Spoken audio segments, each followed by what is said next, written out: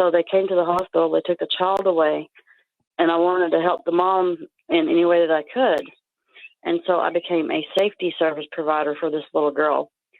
Well, this little girl ended up in the beginning, it started out 1 to 2 days. She would stay overnight with me, and one to two turned into 2 or 3. And eventually she was living with my husband and I for like 5 days out of the week, because the father was always bringing her over and asking me did I want to take baby early. And I would say, yes, of course I would.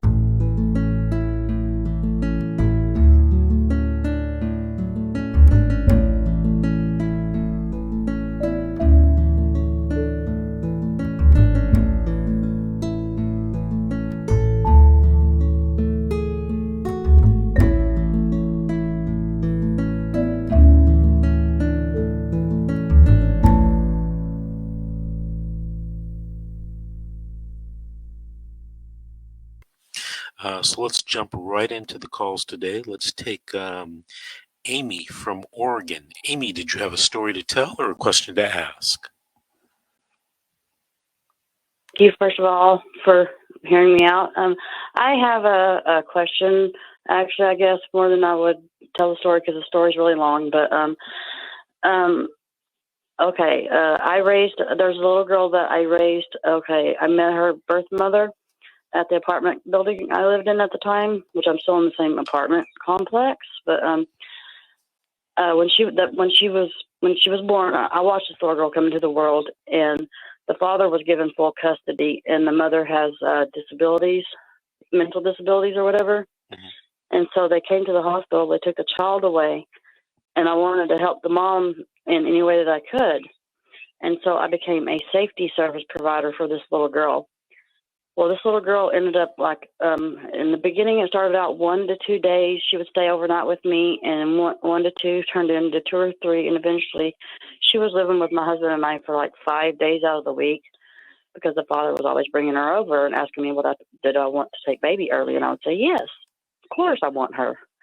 And anyway, her life is very well documented with videos and pictures and stuff like that. And since I'm not the biological mother to this child, and since she was removed, and the reason that she was removed is because she has 2 older half siblings, and the oldest one, the eldest daughter, made an accusation against her father and her mom's boyfriend. She said that he sexually assaulted her and possibly her middle sister, but not the little girl that I was raising. Well, anyway, they never went to CPS showed up at the father's house first, but the girls weren't there. Mm-hmm. Anyway, so they go over to the mother's house, the little girl raised her half sister's mother's house. And anyway, she has a son and also has a little boy. Well, they told her, she was distraught, and they told her, if you don't shut up and stop crying, we're going to take your son too. But they let her keep her son. And none of this stuff has been proven in court that this happened. And so it's like they're going after the birth mother over her disabilities. And they told us when they came to my home and removed this little girl from me, oh God help me, they told us to get certified to be foster parents, right? Mm-hmm. And we went through the grueling process of becoming certified to be foster parents, so that I could get this little girl back while this investigation is going on.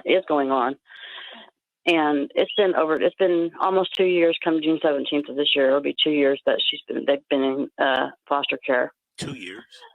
Yes, because they keep pushing that out, and the caseworkers are saying that there's new testimonies made by the 2 half sisters, and so that they would have to postpone it, which I know what they're doing. I know exactly what they're doing. But I raised this little girl. She called me mom. She called my husband dad. And we always told her, look, you got 2 mommies, you got 2 daddies, so you got twice the love, baby girl. And, they never gave the birth mom a chance to even mess up with either one of her children. She has another one that's in foster care too. They removed.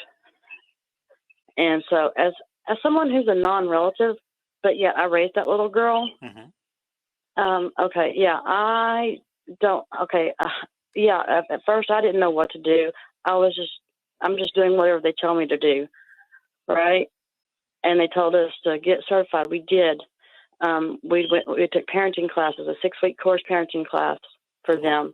We Hold got on, the Amy. right size, everything. Amy, hold on for a second. Okay. You're in the state of Oregon, right? Yes, sir. Okay, so have you talked to a lawyer in your state about helping you? I have tried to find a lawyer, and I can't find one in this town. But I've only recently started looking for an attorney because I was told that I had no rights because I'm not a bio parent to her. Well, you know what? That's what I have been told. Okay, that's not necessarily true. If your case was in California, for example, you definitely would have rights. You might even be able to file for something called presumed parent status. But you know what? I work with an attorney in Oregon. What county are you in? Douglas County. Okay, I work with an attorney. He's in Deschutes County.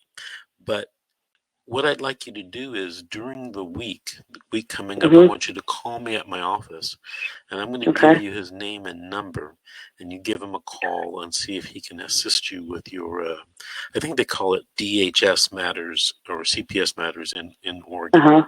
Okay. Okay. Let me give you my awesome. Let me give you my office number. It's 888-888-6582. That's 888. Okay, awesome. 888-6582. Any quick questions you want to ask me before the break? No, I don't think I have any more questions. I think I think you pretty much answered it. Just I want you to know that what you're doing is awesome and amazing. I mean, thank you, God, for someone like you, because I was just researching how to what to do when you're dealing with evil, lying CPS workers. And Mrs. G's, one of her videos popped up, and I have been in contact with her. Okay. But she's an amazing woman. Keep listening, because she's going to be a guest host in a few minutes.